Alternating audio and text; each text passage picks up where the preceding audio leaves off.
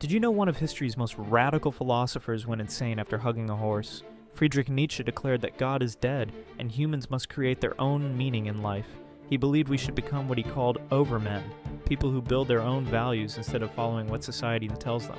For years he lived alone, battling terrible headaches and poor health. He wrote books that challenged everything people believed about right and wrong. Then one day in Turin he saw a man beating a horse in the street. Nietzsche ran to the animal, threw his arms around it, and collapsed. He never recovered his sanity. Here's what's powerful about this story.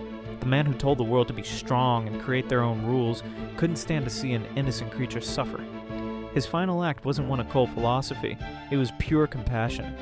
Nietzsche taught us that life has no built-in meaning, but that doesn't make us heartless. It makes us responsible for choosing what matters. Sometimes the strongest thing you can do is show kindness when no one expects it.